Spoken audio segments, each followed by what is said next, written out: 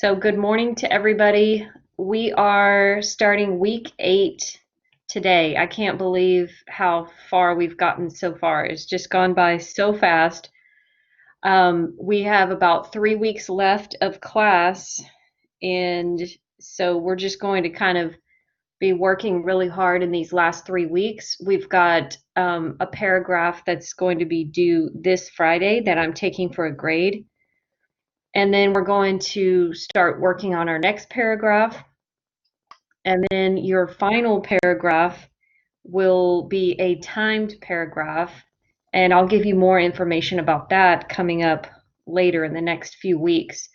But basically, in total, we have 3 graded paragraphs where I grade everything from the grammar to the format, the organization, the ideas, everything. So we've got 3 total.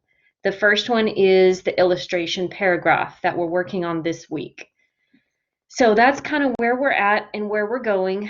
I've got a couple of announcements here. If you look at the screen, we've got your lab assignment is going to be due this Friday. Remember that that is in mywritinglab.com. You guys go in there, make sure by Friday at midnight that you have done the 2 post tests that I have put on the calendar. You'll see the little red dot, and you can click on that and make sure that you complete those post tests. But really what you're supposed to do is work about an hour or 2 every week in My Writing Lab to prepare for the post test. Okay, so some of you, your grades are really good. You got like a 90 or 100. You might be okay, but some of you were getting some low grades on those lab assignments. So I suggest that you go in today, tomorrow, Wednesday, wait, today's Tuesday. Today, tomorrow, and Thursday, and work on the recall and the apply sections before you do the post test, okay? So look in there on the section, it'll say like W 2.6 or whatever, W 6.3, whatever the section number is, you look at that, you click on that section in your, the modules. We have like, I think 6 modules. So you can go in there and on the right side, you'll see it says recall 1, recall 2, and then there's apply sections. Those are designed to help you practice. And actually today, after we check homework, I'm going to pull up 2 activities from the recall sections for this week because I want to show you what it looks like, and so you can be prepared for those post tests, okay? So today we'll do a little practice with that. The topics of the post test this time are paragraph organization and structure and transitions. Okay, so we're kind of stepping back a little bit. We're not really focused on the grammar part this week. We're looking at the overall paragraph. Do you understand how to make one and what the structure is? Okay. Any questions about lab assignments? No, teacher. I don't think so. Okay, good. And let's go to number 2. The topic sentences that you guys did, you sent to me, and I saw most of you had some planning that was ready. You kind of showed me some of your supporting details. I really liked what I saw. I gave everybody feedback that has turned in something before Friday, so I've emailed you back. So check your email, look at the comments that I made. I tried to give everybody some solutions. I'm not going to correct all your sentences and make it like perfect because I want you to get in there and try to do that yourself, but I will give suggestions. So you can email me today and tomorrow if you're kind of behind a little bit. Feel free to email me what you think your topic sentence should be and any questions you have about details or how to structure your paragraph. Okay, so good job on that. And then going on to number 3, if you need more help with writing your paragraph this week, I want you to look at sections 4.2 and 4.9 of the book. That's chapter 4, and it's the second part and the 9th part of the book. It's the illustration paragraph and the classification paragraph. Okay, each of those sections has some little notes, some suggestions, and things that might help you as you're writing. I don't have time to go through every page and every little activity in there, but I gave you the overview last week. We looked at a paragraph together, and so you should be ready to write, but if you're not confident about it, go back to your book and use that as a resource. Okay? Questions? Mark? No for me, teacher. Okay, everybody's doing good so far. Why don't we look at the illustration paragraph reordering activity next? You guys remember we worked on it a little bit in class, and that was kind of fun because we got to you guys got to share your screen, and we can continue doing that in the future. But you guys were supposed to go for homework and finish this paragraph. So here's what it looks like. Remember, the title was Types of College Students. Mm-hmm.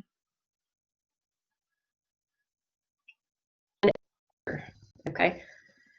So this is what the paragraph should look like. If you want to, you can take a screenshot of this or a picture or just kind of compare it to what you have. But notice the topic sentence presents the topic, college students, and then we've got the controlling idea, 3 categories. 3 categories, okay? So we've got that focus right there. And then we go straight into this. And here's my transition. I'm showing you this is the first point.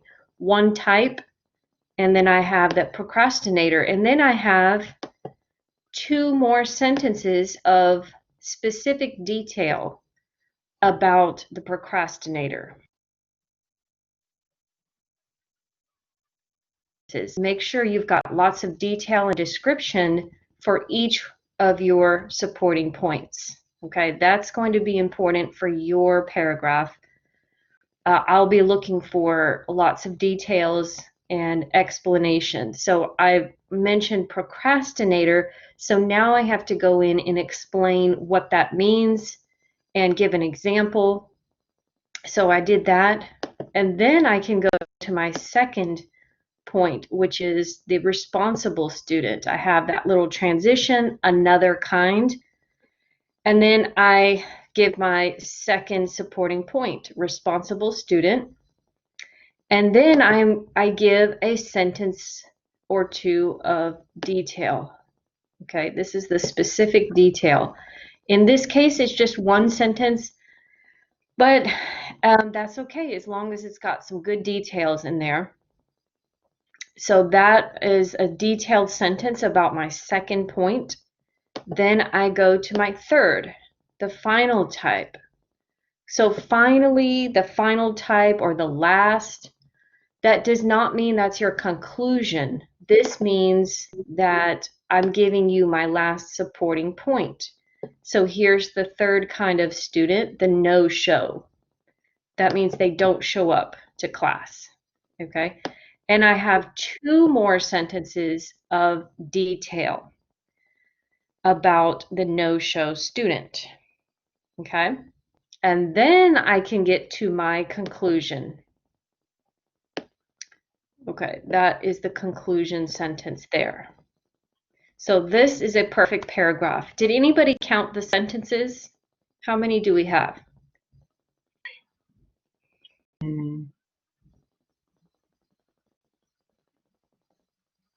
Who can count them? Who can count the fastest? Is more than 6? We said have 10? 10. Yes, it's 10 sentences. You remember I said between the 6, wait, did I say 6 and 10? Or 6 to 12? I don't remember. I think so. I think I said between 6 to 10 To sentences. 10, yes. So that one has 10. Um, so I'll be looking for that, some good details in your paragraphs. And don't forget to use your compound and simple sentences, okay? I want to see both kinds. One more quick thing about your paragraphs. Take a good look in Blackboard this week. I have posted a couple of different documents, okay? For today's assignment, there's a Word document that I posted. It's an editing practice.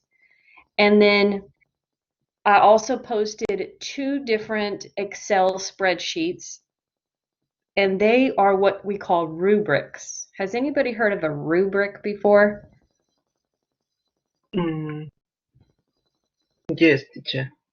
Okay, what is a rubric? Okay. The rubric is the rules that we have to follow.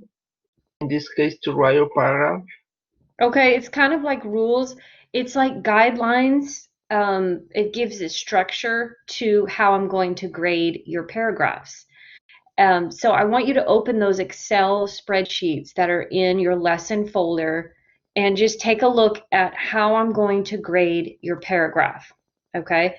There's one part that is the sentence structure part, and I listed a couple of things I'll be looking for, but it's not everything I'll be looking for. There's some more things too, but I put the most important things in there.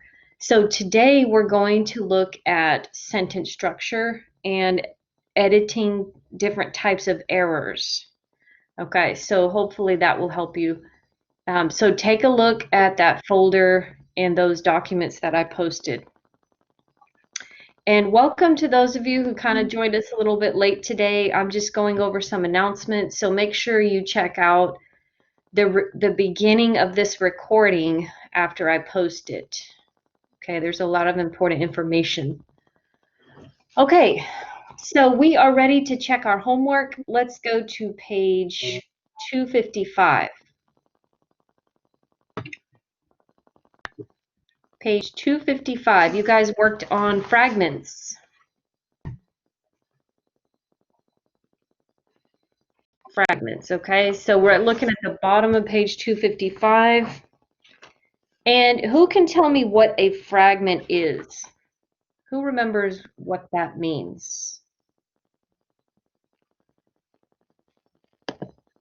What is a fragment?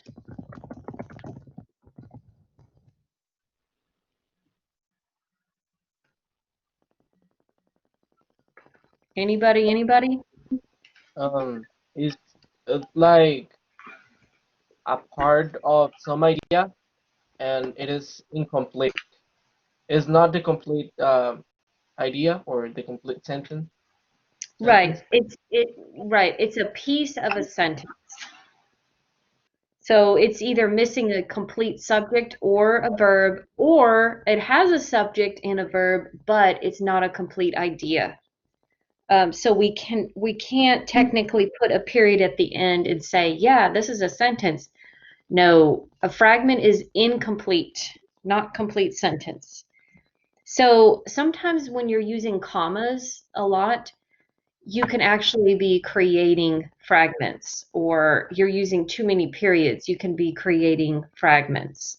So in English, what I want you to learn is that we use commas for a purpose. We use periods for a purpose. We don't just put them randomly like, oh, it sounds good, let me put this here. We have a reason for every comma and every period when we're writing. So let's take a look at the bottom of page 255. The first part, the example, let's look at that first. It says many electronic products should be recycled, such as computer batteries. Okay, such as computer batteries is a fragment. Why? Who can tell me why?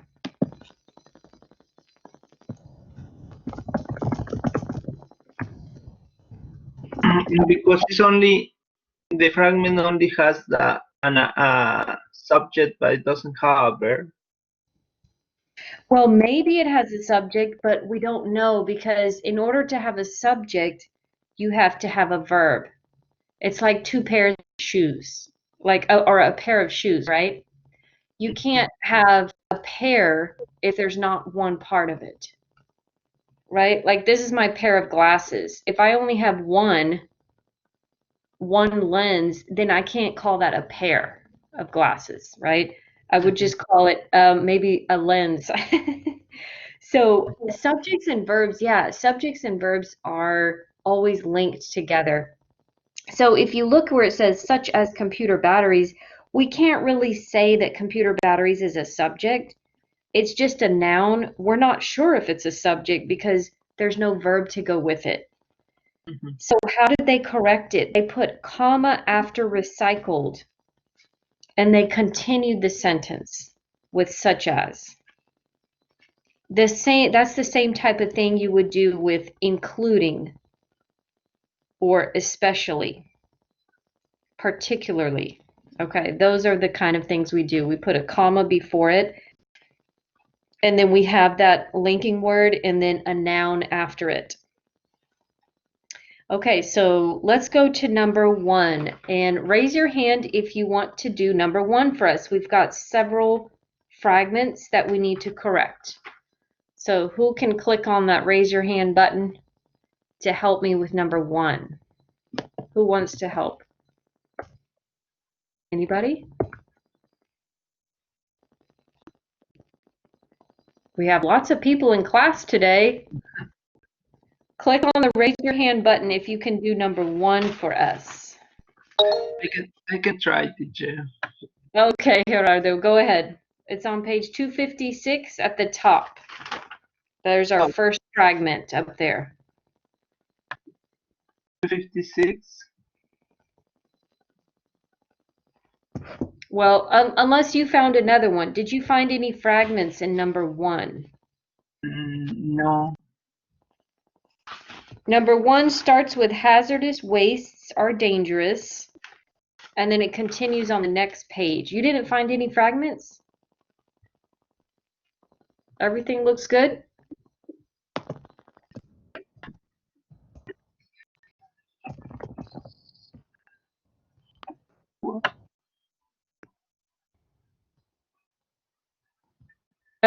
Everything was correct or no? Okay, Sammy, do you want help? I think there is a fragment when it says many types of businesses generate hazardous wastes. Okay, many types of businesses generate. No, it's not right. Generate is the verb. Yes. So we've got a subject, types, and we have a verb, generate. The businesses generate waste. Generate means create. So that one is actually a complete sentence. Yes. Okay, let's keep looking. Sammy, do you want to help us with number 1? Yes, I think we have to take the comma after for instance. Take out the comma? Yes. Okay, why? Oh no, I don't know. Let me help you a little bit because right now everybody's kind of learning, so everything looks fuzzy and kind of like, oh my gosh, I don't know maybe take this out, put that in. Look back at page 255 where it has the blue letters, how to correct. 255, how to correct explanatory fragments, the blue letters. I want you to look where it says add words. Do you see in that sentence it says, for example, comma, we learned about Mercury. Do you see that, Sammy? Yes. Okay. That's a teaching tool for you. I want you to look at that and say, okay, that is correct. They're using, for example, comma. So when we use for instance, we're also going to put a comma. It's the same type of word. Okay? So there's no mistake with that comma. Okay, does anybody else want to try before I give the answers?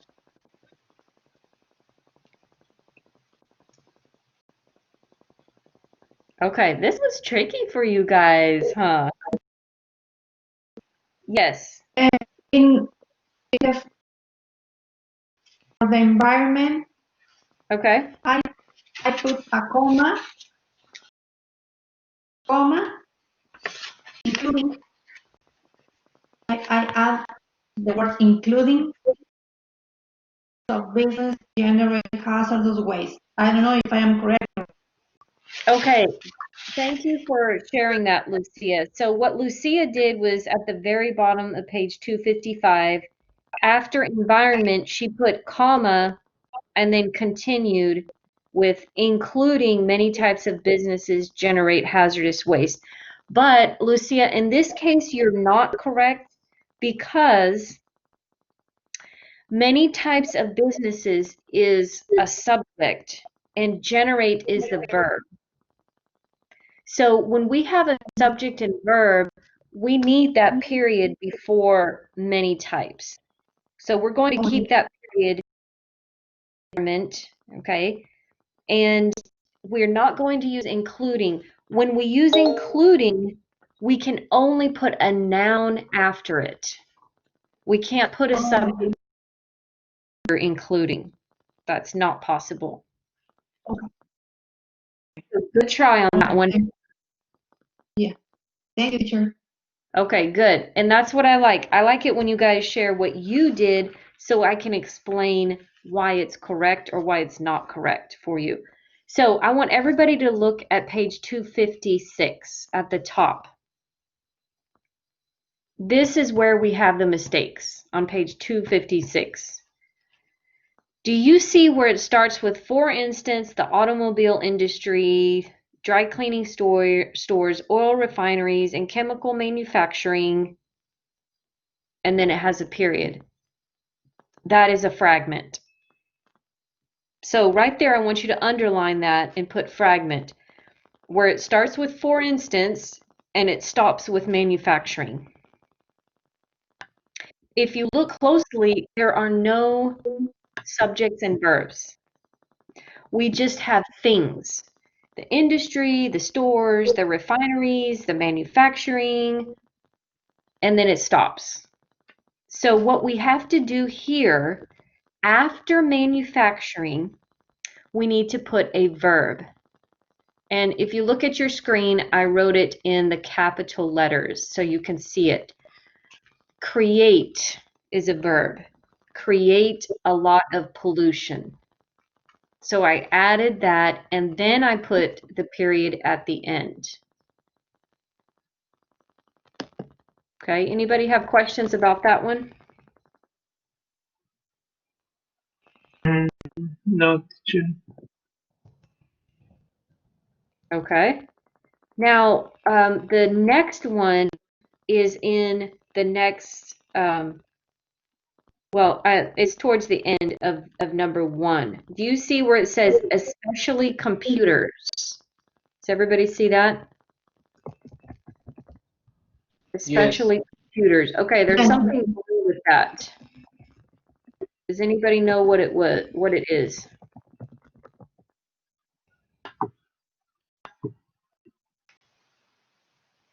Any?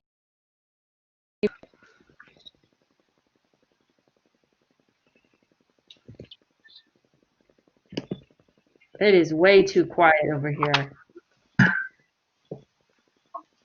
Okay, so here's what we do. Look at number 2 on the screen. After equipment, we need to take out that period and put a comma.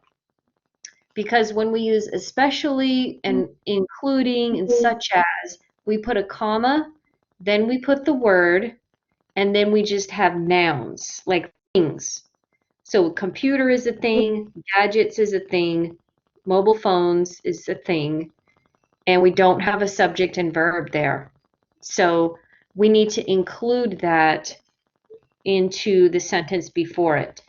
So basically the sentence starts with a leading contributor, and the sentence finishes with and so on. Okay, all of that should be one sentence. All right, let me know if you have a question on that mistake or that fragment. No. Teacher. No. Okay, good. Let's go down to number 2, where it says, because technology is changing. I know these are tough sentences, okay? These are kind of sentences that you would see in a textbook. These are not sentences that you guys would write, but they're kind of challenging you here. So let's look at, do you see where it has the word including?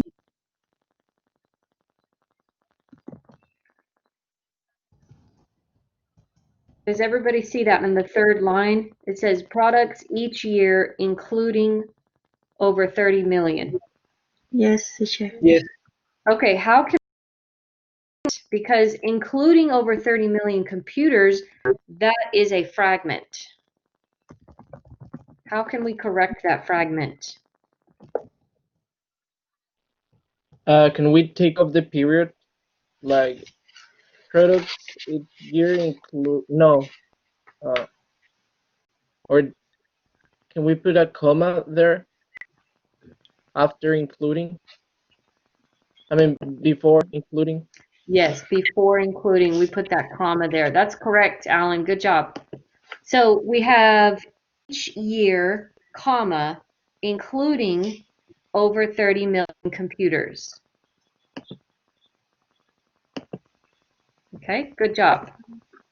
Let's do, there's 2 more fragments. There's 2 more fragments. So the next fragment is where it says, for example, mobile phones, period. That is a fragment.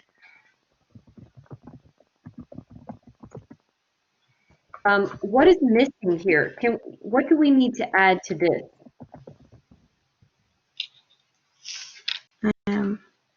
After goods, we had put comma. Well, the problem is, for example, needs to go at the beginning of a sentence. For our class, we're using it at the beginning. There is a way to use it in the middle of a sentence, but you have to have, how can I say this?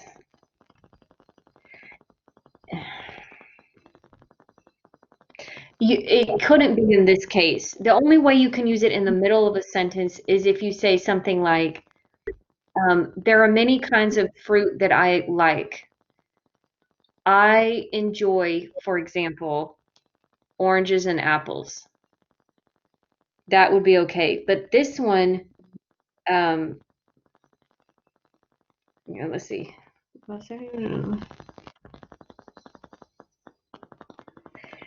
Teacher, change the word, for example.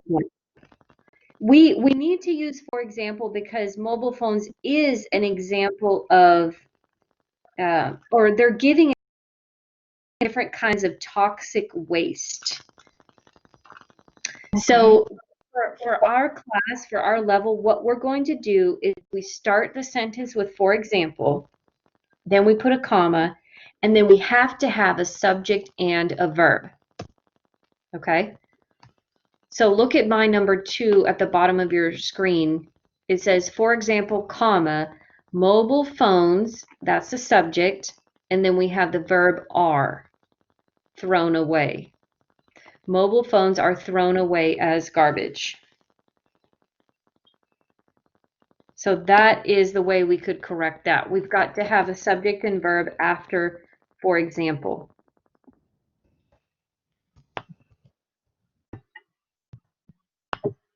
Okay, and then we have, class, we have one more fragment.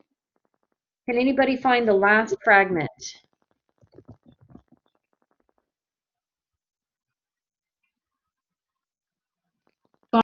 As India.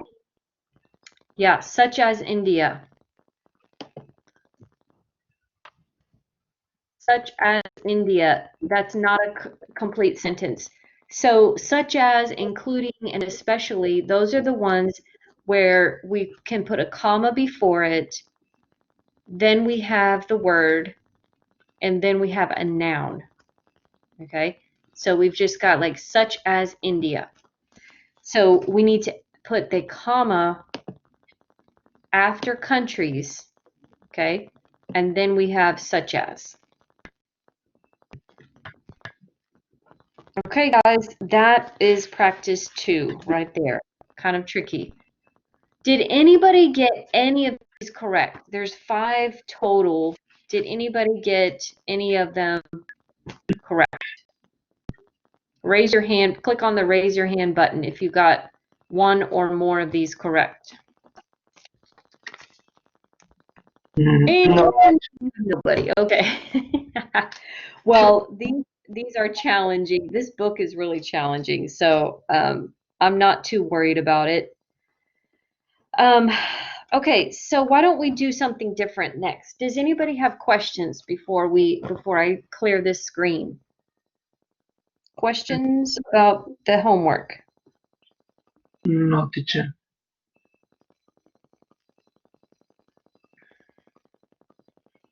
Okay, so here's what we'll do next. We're going to go to, I'm going to share my screen, and I'm going to show you 2 different examples from your lab, so you can kind of get prepared for that. Remember, we were talking about transitions. So this is kind of review of last week. We were talking about transitions. And can anybody tell me what are transitions?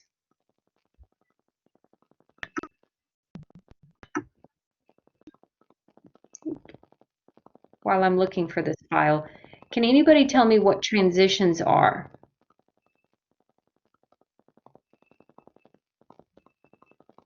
Nope. I don't remember where I put it. Transitions, anybody?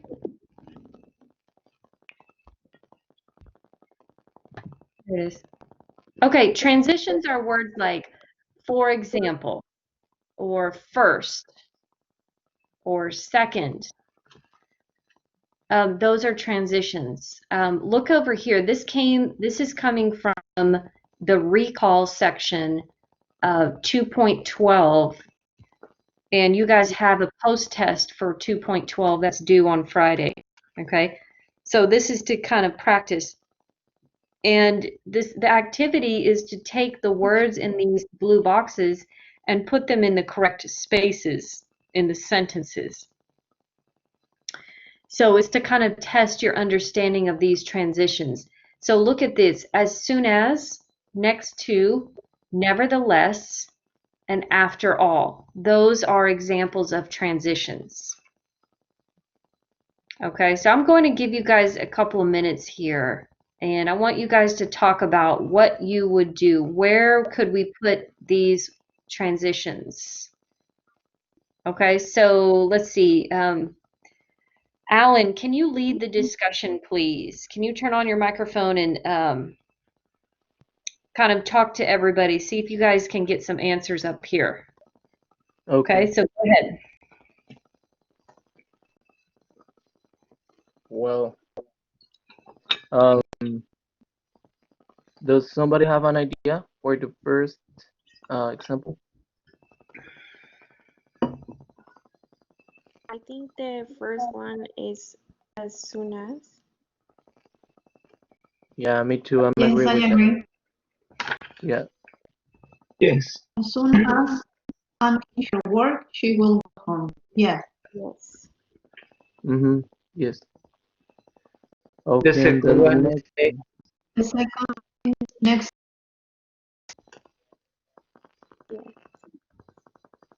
Yes, next to the window. Yeah, I'm agree with that.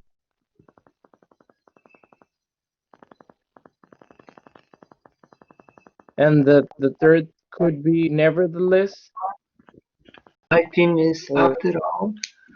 after all.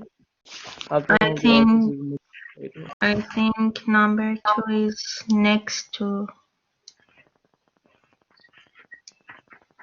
On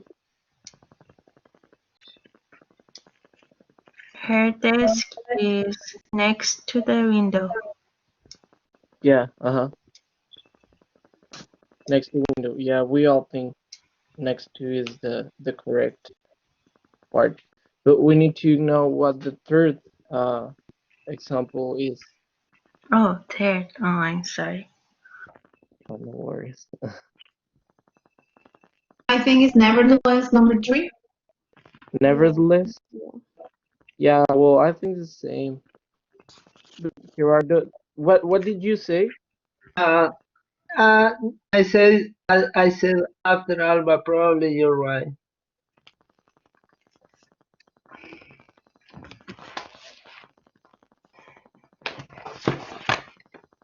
Yeah, because the last one could be after all, after this to finish up and head out. Okay. Yeah, I Well, agree. yeah, I think, but if someone has another different idea, you could Okay. say. So every sentence is in order, right? Yes, I think Yeah, so too. Okay. Okay, are you guys done? yes, teacher. Yeah. Well, the good news is you got 50% correct. I gotta be positive, you know. So, like, I want to be optimistic. So, 50% of your half of these are correct that you guys did, but the third and the fourth one, Alan, We got you it for yeah Gerardo. yeah those need to be switched. So, and this was tricky, but I'm going to show this as an example to illustrate how we have to look at the meaning, okay? So let's look at, okay, so the first one, yeah, the first one as soon as, the second one next to. So the first one is a time transition.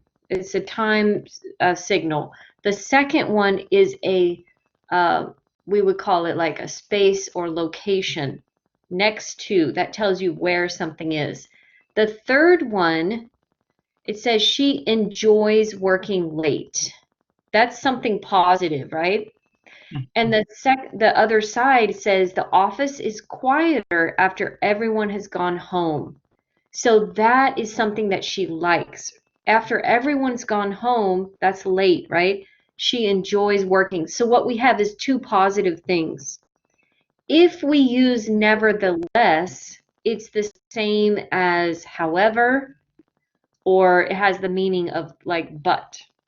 And however, nevertheless, and but are words that show contrast. Contrast would mean opposites. One side positive, one side negative. So we cannot use nevertheless. What we're going to use is after all. Now, what does after all mean?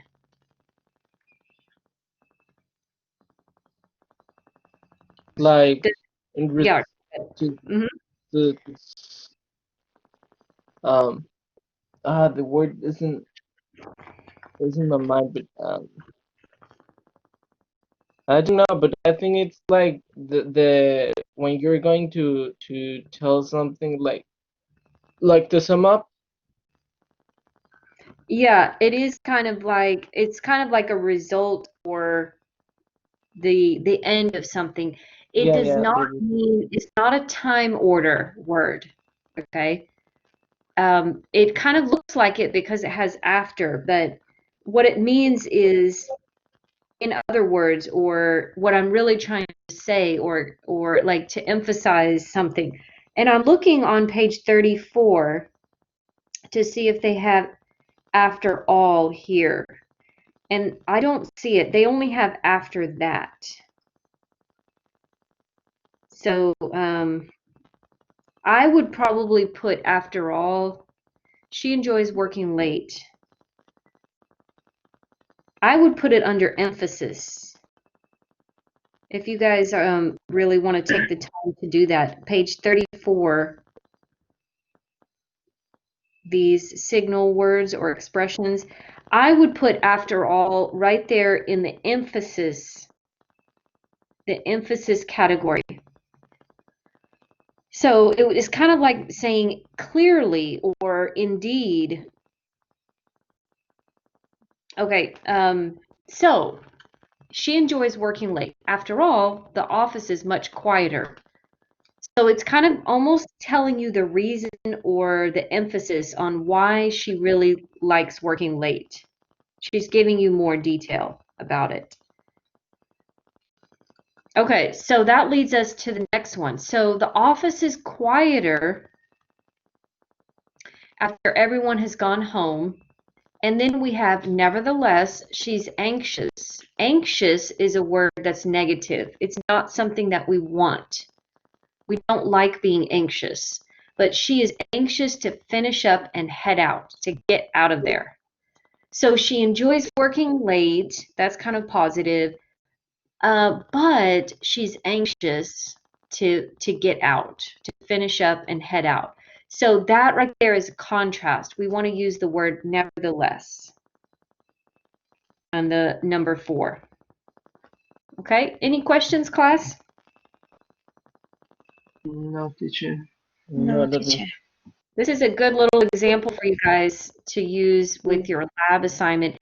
Anytime you're doing your lab assignment and you're like, man, I don't know why I got that wrong, take a screenshot or write it down and email it to me, and we could talk about it in class, or I can email you the explanation. And sometimes you might find a mistake. I believe I found a mistake in our last lab assignment, and I emailed the publisher, and I'm asking them to review it because I believe there was a mistake. So sometimes there might be a mistake, so always ask me if you get stuck on something. Okay, let's do this one, and then we'll talk about common types of errors in writing. So here's another example of paragraph order. Okay, this is from the recall section in your lab assignment, and it says identify the detail that would come last. Oops, I don't know what happened. Are you guys there? Yes. Yes. Okay, I don't know what happened. My screen just went black for a second. Okay. All right, let me open this back up here. Okay, it says identify the detail that would come last in a paragraph using importance order.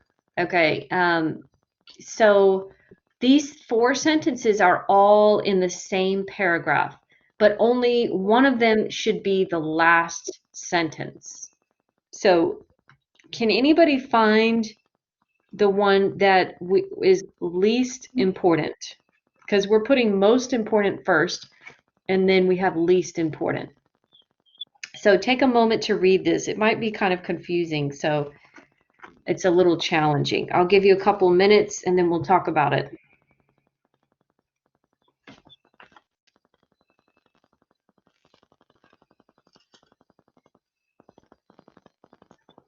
I think it's the number 1. At the very last, Suburban can spoil the rest of your vacation.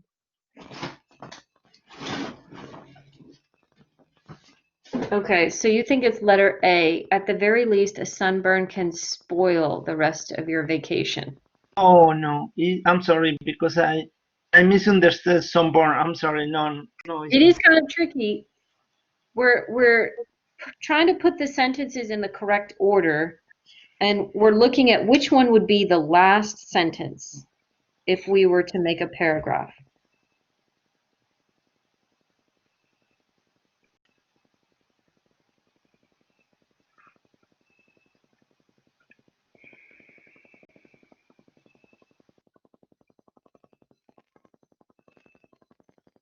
Okay, so let me help you with the order. The first one, the most important, is letter B. To begin with, too much exposure to the sun can lead to skin cancer. That is a very important point, right? Because we're talking about skin cancer. Ah, that's big. I think the less important is letter D. Letter D, the least important. Yes, I think so. Okay, that is tricky. I was thinking about D, but it's actually A. You were right the first time. So the first sentence is B. The second sentence is letter C, because we're talking about permanent wrinkles. Ooh, that's pretty serious. The third sentence is that requires regular use of lotion. And the last sentence should be letter A, at the very least. That's the clue right there. They tell you at the minimum, a sunburn can spoil the rest of your vacation, which is not really that important. What's most important is your health. And then at the bottom would be your vacation, if your vacation is fun or not. So for this one, the answer is A. Did anybody else guess A?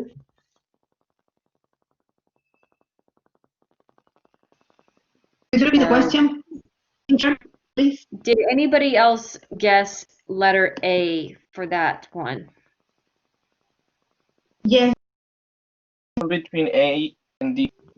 Yeah, A and D were both kind of like, yeah, but it's going to be A. So there's 2 free answers for your My Writing Lab there. Okay, guys, any questions before we look at our PowerPoint this morning? No, teacher. No, teacher. Okay, so that was just a review of transitions and paragraph order. Now, for the rest of our class, we're going to focus on editing. So looking for mistakes in your writing. So today and tomorrow, you guys are going to write your paragraph, and I suggest typing it into Word so you already have it in electronic form. So you're going to write your illustration paragraph. And then after that, Wednesday and Thursday, what you need to work on is correcting any mistakes. Okay? And sometimes these are hard to find. So today we're going to talk about 5 major mistakes that students make when they're writing. And we're going to do a practice to identify the type of mistake that I talk about and then how to correct it. So we're looking at chapter 19, finally. And I say finally because this is a very important chapter for most of you.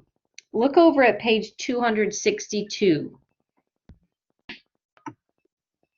Page 262 in your book. This is a chapter about run-ons, and this is one big type of error. Very important type of mistake or error that you make in your writing. So I've seen a lot of you making run-on mistakes in your journals, and that's why I've been waiting to get to this chapter because I think this will really help you. So is everybody on page 262? We're going to look. Good. We're going to look at this paragraph that's in the grammar snapshot in that little brown box. Okay, I'm going to read it, and I want you to look at the dark letters because that is where the mistake is. Okay, so it starts with a caldera is formed when land collapses under a volcano after a gigantic eruption. A caldera looks like a soup bowl. In the United States, Yellowstone National Park is the most famous caldera.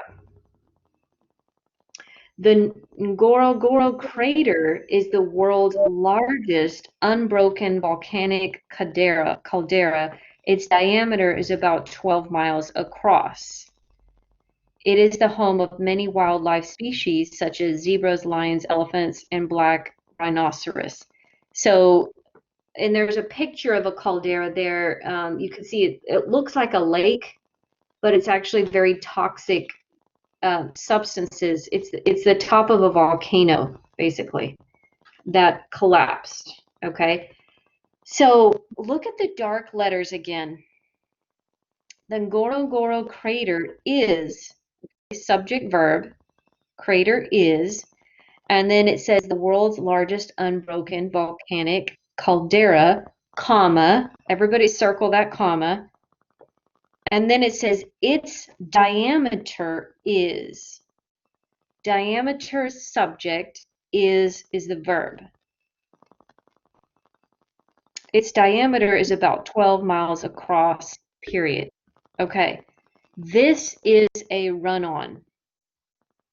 So can anybody tell me why this is a run-on? What mistake do you see?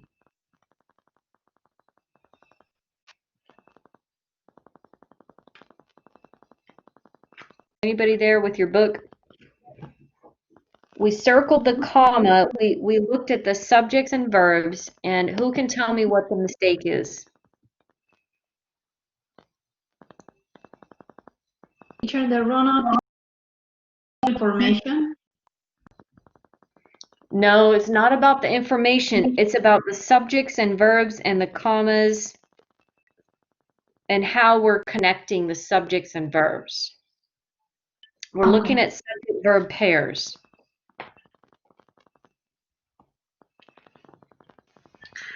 I think we don't need the comma there. If you take away the comma, we still have a run-on. There's still a mistake. And could we put a period there instead Ding, of ding, comma? ding, ding, ding. You won. Congratulations, Alan. You got the correct answer. Yes, we need to put a period after caldera, volcanic caldera, because we're starting a new sentence. We have a subject, diameter, and we have a verb, is. So we should have a period after caldera, or you can use the comma fanboys. Okay? All right, let's look at page 263 at the top. And Gerardo, can you read where it says sometimes two or more? Yes, teacher. What is sometimes two or more complete sentences are joined together without correct connecting words or punctuation. In other words, a run-on sentence runs on without stopping. There are two types of run-on sentences. Okay, good. You can stop there. So a run-on sentence is a mistake. It's something you do not want to do, okay? Basically, you have a sentence that's running into another sentence and they're not separated correctly. So that's what a run-on is. They're kind of touching each other, but they're not correctly separated, okay? So there are two kinds of run-on sentences. All right, there's two kinds. And the example on page 262 with the comma there, that one is called a comma splice. If you guys make a comma splice error in your paragraph, I will mark it with a CS, comma splice. So if you see a CS mistake, you can come back to this page 263, and look at what type of mistake you made, okay? Because you're going to be responsible for correcting your own mistakes in your paragraphs, okay?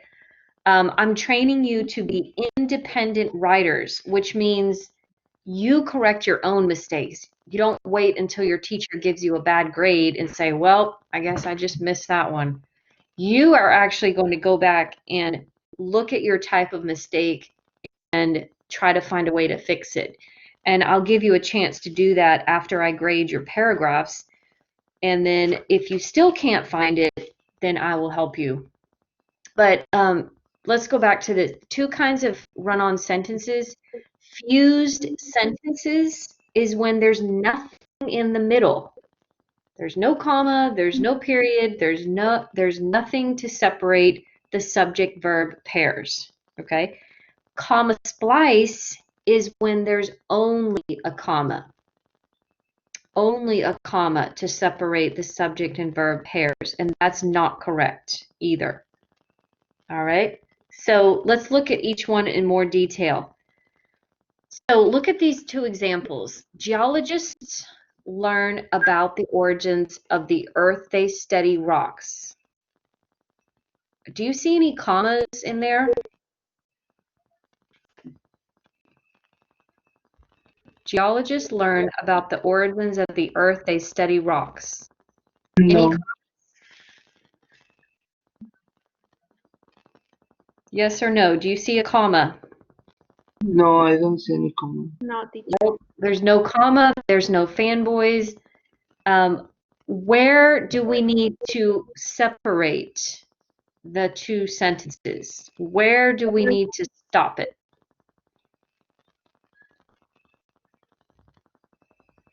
Geologist after Earth. Good. So if you have a piece of paper, you can write it down or just kind of remember after Earth, we need to kind of stop and say, wait. It looks like I've got subject verb on the left side, subject verb on the right side, and there's nothing to separate them.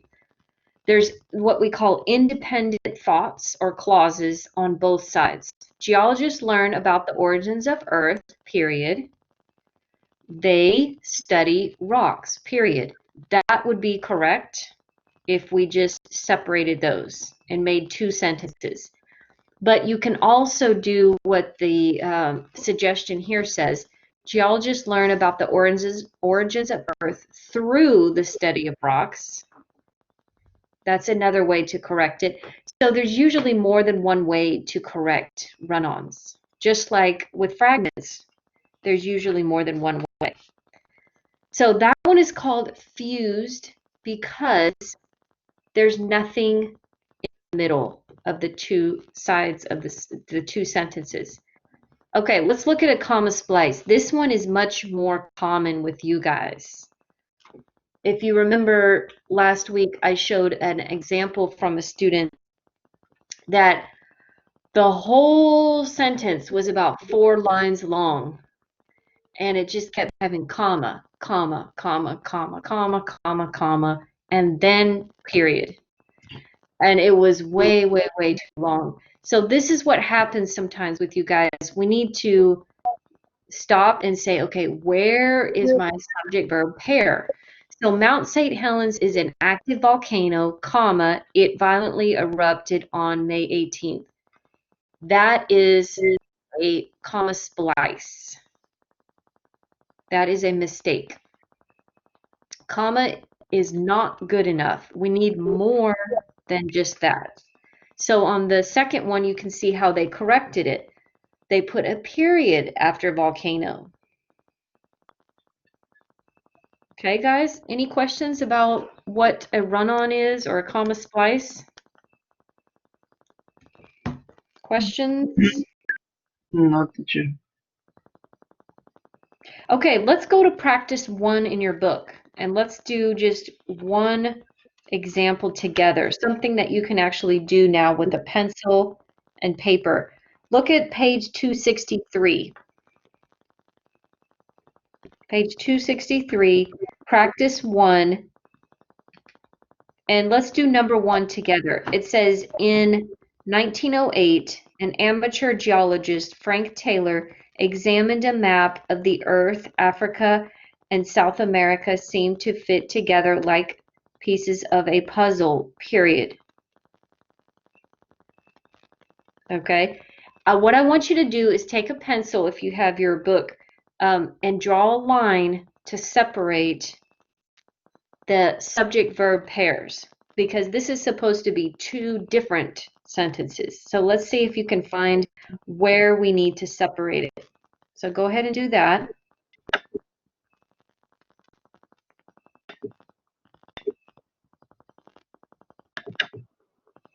Sometimes it's tricky because you're not sure where to stop the first part and where to begin the second part.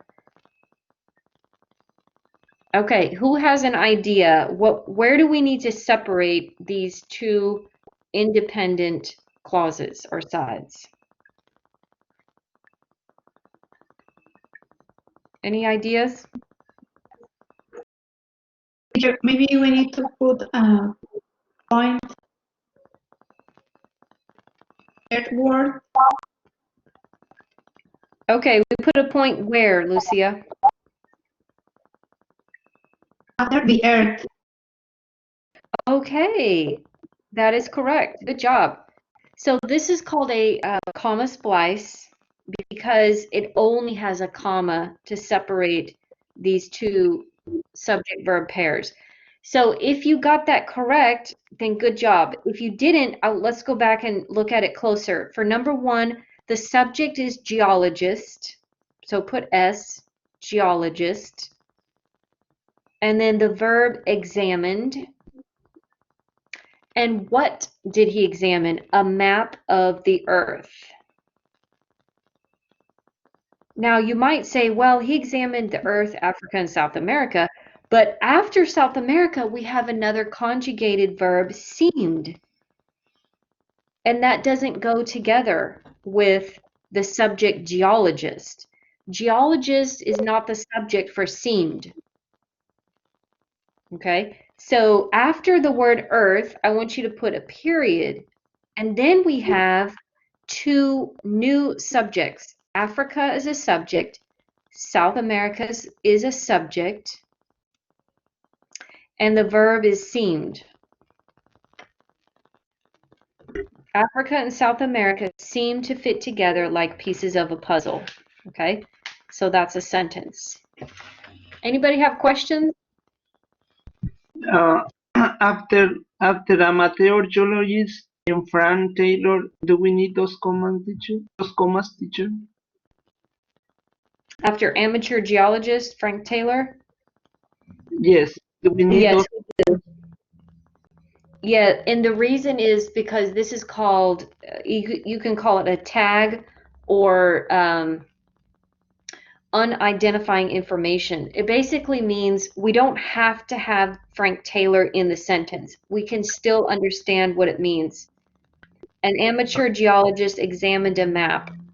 So sometimes when we want to add a person's name in there, we put commas before it and after it. Okay. It just means it's not essential. It's not really that important to have it. That's what the commas mean. Okay, teacher. Okay, good question. So you guys are going to finish that for homework. Let's go back to the screen here. How can you correct run-ons after you find them? Well, you can use a period, and that's what we just did in the practice. So on the screen, you have another example. Some volcanoes erupt violently, period. Others is a subject. Erupt is a verb. So others erupt very slowly. So that's one way to correct a run-on. Another way to correct it is to use a subordinator. And we will learn more about these in level 2. But your book gives you an example. So I thought I'd go ahead and share this. And these are in your book on page 264. This is actually just copied from your book. So you guys can look at that later, page 264. So this one is a subordinator, whereas. Another one might be because, although, if, when, those are all subordinators. Okay, so we can have those. Another way you can correct it is make a compound sentence. Look what we did with this one. We added comma, but. Some volcanoes erupt violently, but others erupt very slowly.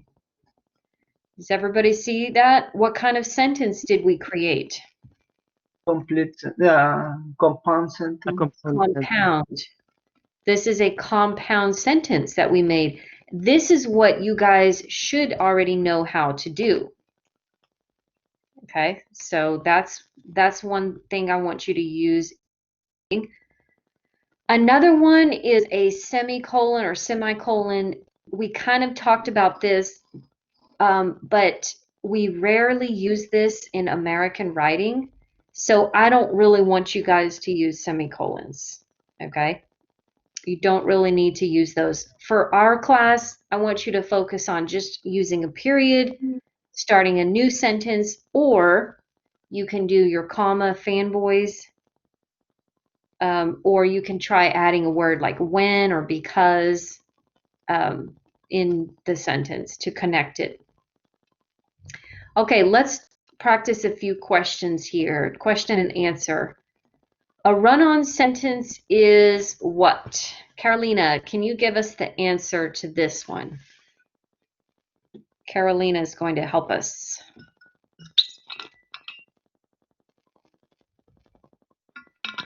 What was the question, teacher? Sorry. Run-on sentences are what? Are they joined together without connecting words and punctuation? Are they joined together without a comma? What are they? Give me the definition of run-on sentences. A, B, C, or D? A. A is correct, yes. So they're two complete sentences, but they're joined without anything in the middle. They're just crashing together. They're running together. Okay, Sammy, can you answer this one? Which of the following run-ons is a fused sentence?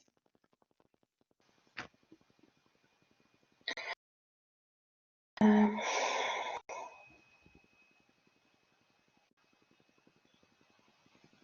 Kind of tricky.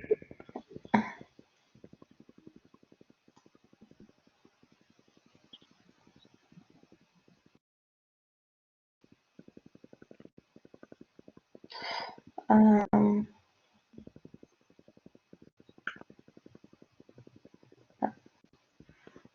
is A or B? I don't know. Okay, by the way, all of these are not correct. Okay, so if you think one of these is good, you're wrong. All of these are incorrect. They all have mistakes with either the commas or the connecting words. Letter A, we have to put a period after beach. Letter B, we have to put a period after house. Letter C doesn't have anything to separate it. That one is a fused sentence. So the answer is C. Mhm. So how do we correct C? We've got to put a period after task. Renovating a house can be what? A difficult task, period. Who completes the renovations? Hundreds of people. Hundreds of people is a subject. And complete is a verb. Okay, so letter C, we put a period after task. Letter D, we need a comma after kitchen, not a semicolon after kitchen. Okay, guys, am I going too fast or does everybody get it?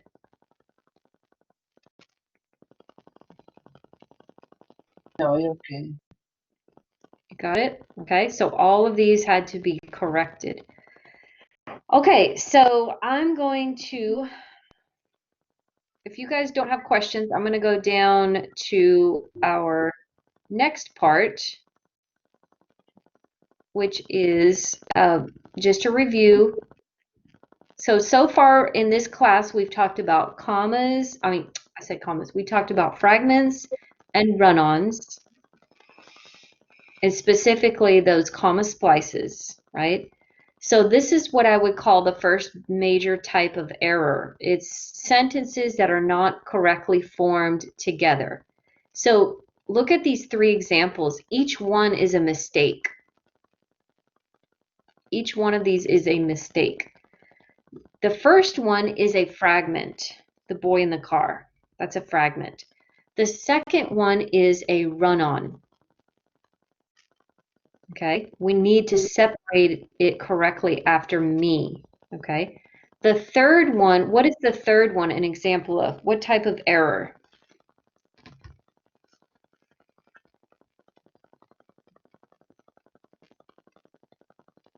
The boy in the car was making a face at me. I smiled back at him. What is this mistake? What The is it called? sentence doesn't have a fanboy. Yeah, it needs a fanboys.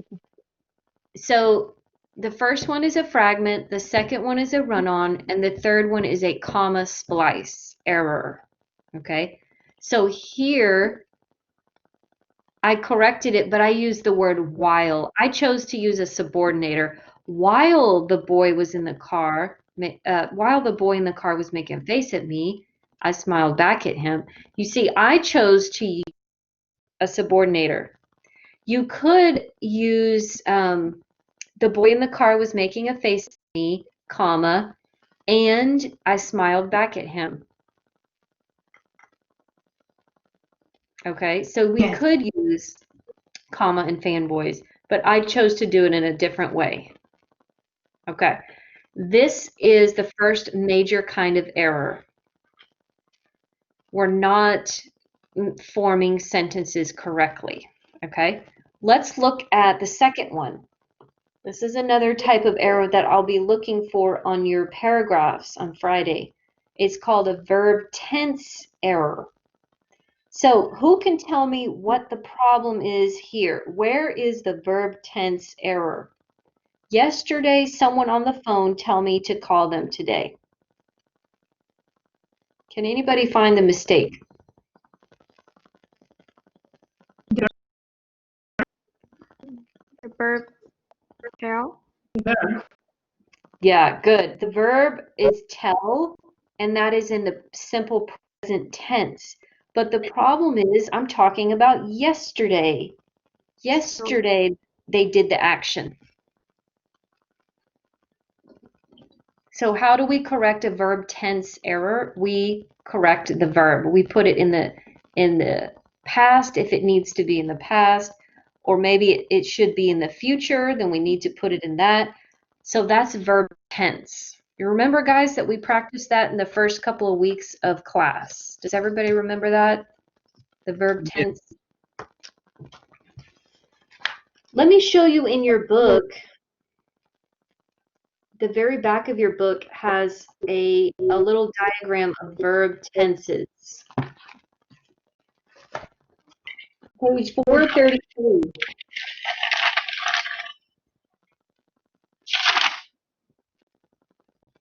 Page 433. Just in case you're kind of lost, you're like, I don't know what tense means. Look at page 433 in your book. Okay, it gives you kind of explanation of some different tenses that you need to know for level 1. Okay, so think of tense means time. Tense means time, okay? Past, present, future. All right, let's go to the third kind of error, a verb form error. Now, this one, some students are like, wait, that sounds the same as the tense. But let's look closely at this example. Yesterday, someone on the phone told me to call them today. Telled looks like it's kind of like in the past. I mean, it has an ed, right? So what's the problem? This person. The verb. Again. Tell Yeah.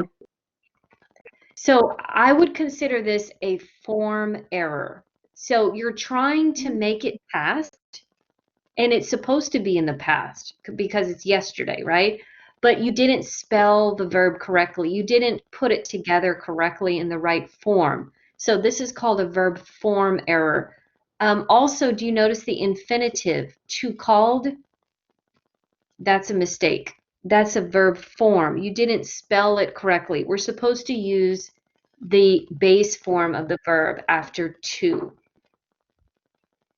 So here we have to correct it. Told me to call. Okay. Who has a question about this one? Any questions?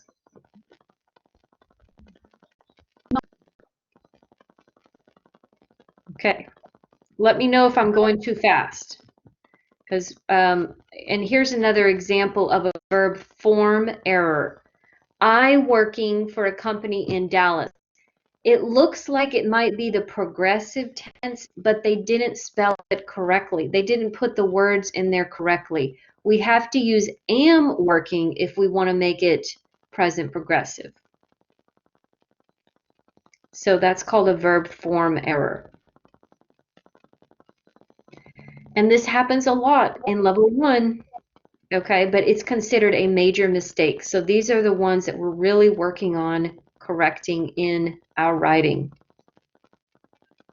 Okay, and I'm going to post this PowerPoint presentation in your lesson folder, so you can go back if you need to and look at these examples.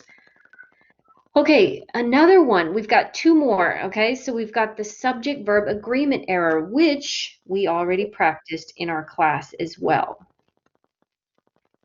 You guys remember subject verb agreement? Yes. Yeah. Okay. Verb matching with the subject, like singular, plural. So, Alan, can you tell me what we need to do with this? What's wrong and how do we correct it? The verb has, we need to put have, because yeah. Good. Exactly, because of the subject. This is called a subject verb agreement. So the tense is correct because it's present perfect. That's okay. But the problem is that they doesn't match with has. So we have to use have with they. Okay, that's subject verb agreement. And the 5th one is singular and plural noun references. Singular and plural. So look at this example. Some healthy habit are to exercise and eat 5 vegetables a day. The problem here is with the word, we have some and then we have habit. Habit is a count noun, which means we need to make it plural. Habits. Okay. And then we have eat 5 vegetable. Vegetable is a count noun, and we have 5, so we need to make that plural. 5 vegetables. And you do not need to capitalize vegetables, but in mine it's capital. Okay, any questions about that one? Not sure. Okay, so who can remember all 5 of the types of mistakes that we just talked about? Just tell me what they are.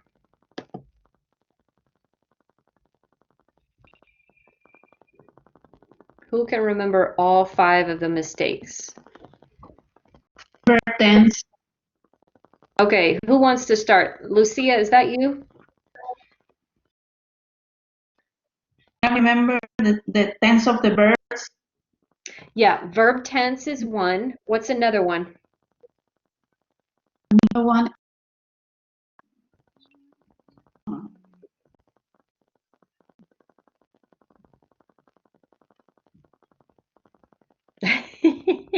The plural. It's the Yes, singular, plural. The word that are plural. Are Singular, plural. Yeah. Okay, what's another one? Another one is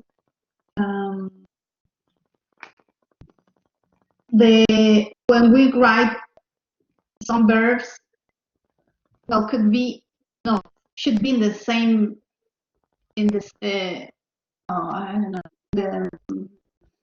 The verb the tense correct or one. Yeah. Yeah. Okay, If good. the verb is correct, is regular or is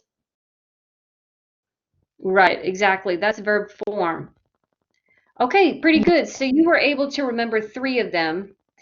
I put them here on this practice worksheet for you. The fragments, run-ons, comma, splice. Okay, that was the first one I showed you. And verb tense is another one. Verb form is another one. Subject verb agreement is another one. And then singular and plural noun is the 5th one.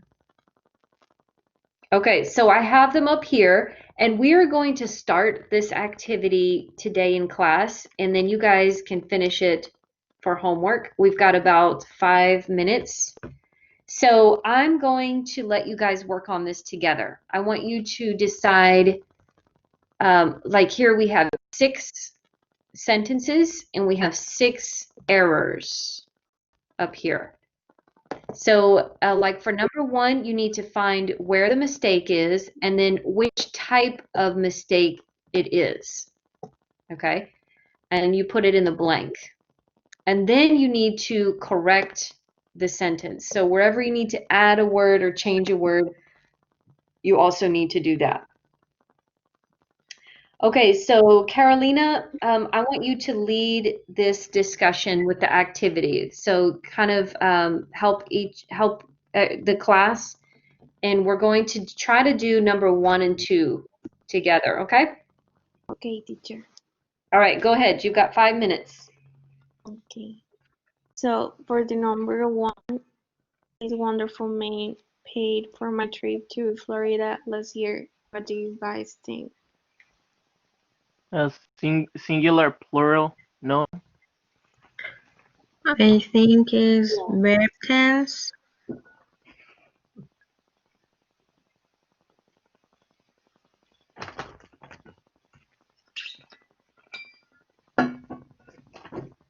I think because it doesn't like match this with man. We could change. No. Yes, The verb, you are correct. Man is correct. yes, Adam, I think this is wrong Yes, me too. because Yes, this also this. is plural. So singular, plural, now I think the number 1. Okay, and for the number 2,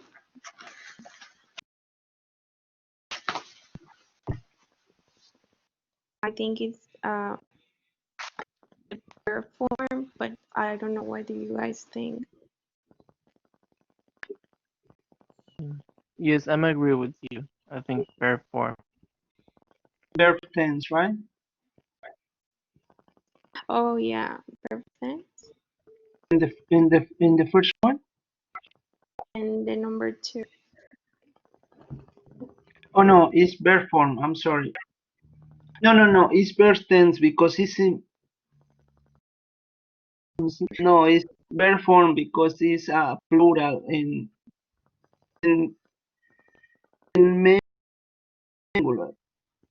No, but we're talking about number 2. Oh,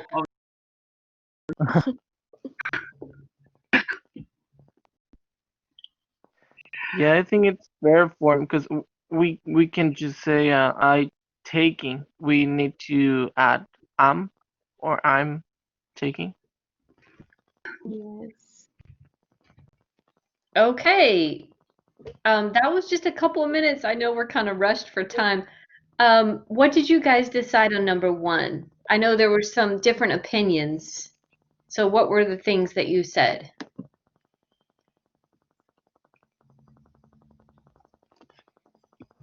Carolina, what did you guys say for number 1? For number 1, we think it's singular, plural, noun. Yes.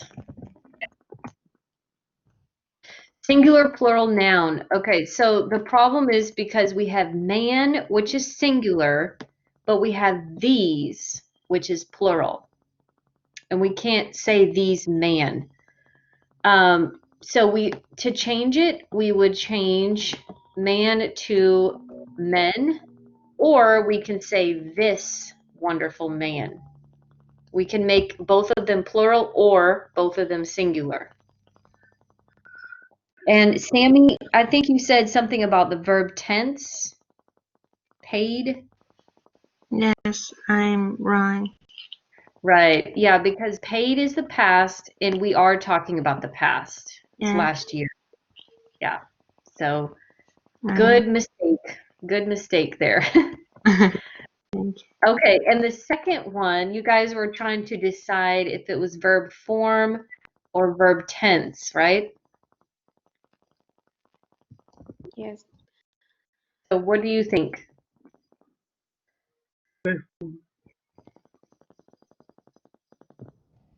It's actually the form of the verb. What they're trying to use here is present progressive, which is actually really good to use with words like this year, this month.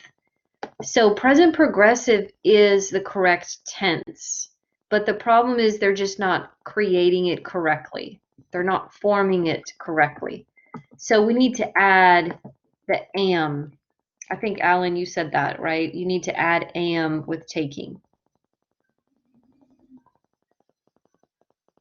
Okay, so you guys are going to finish these for homework, and what we're going to do as a warm-up on Thursday, I want you to have your document saved on your computer, and we are going to get in a group, and you can show your document to your partner, basically, and you guys will talk about the corrections and the different types of errors. So it will be a chance to review together on Thursday. Okay, any questions? No. No, teacher. Okay, so finish that for homework, save it on your computer, and when you come to class Thursday, we're going to look at those answers together and check it as a warm-up. Okay, so we are out of time for today. Let me give you your homework.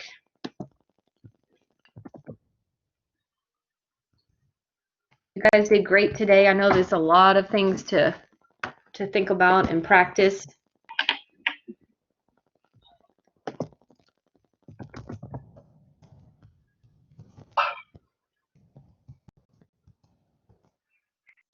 So the first thing for homework is practice 1 on page 262 to 264 to practice your run-ons, okay? We started the practice in class.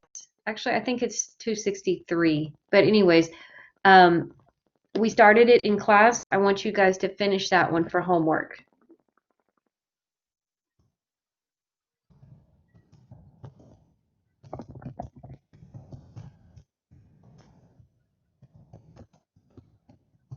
Okay, the second thing, which is really important, is to write your first draft. First draft means you're not ready to turn it in yet, but you get all your sentences on paper, you get the format correct, and then later this week, we're going to correct any mistakes that we see.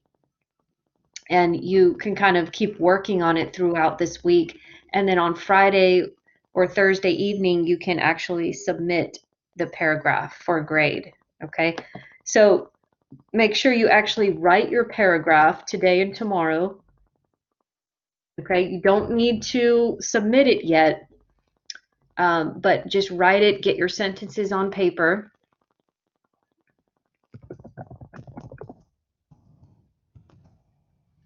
And then you're going to finish the editing worksheet, the one that we just started here in class, okay? It is a Word document, and you'll find that in the lesson folder. And what else was there?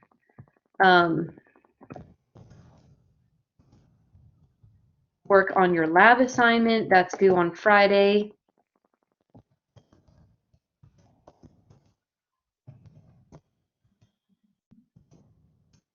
The lesson folder. And finally, just check out the rubrics that I posted. There's 2 different rubrics that will show you how I'm going to be grading your illustration paragraph. So look that over and check to see how your paragraph is. Okay, so that will help you to make sure you're following the instructions on that. Okay. Any questions about these 5 things?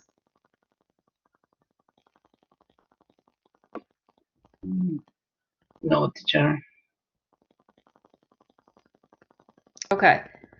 So the first 3 are due by Thursday. Okay.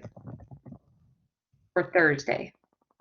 And then number 4 and 5, those are things you can work on just throughout this week, anytime this week. Okay, guys, that's it for me today. Thank you.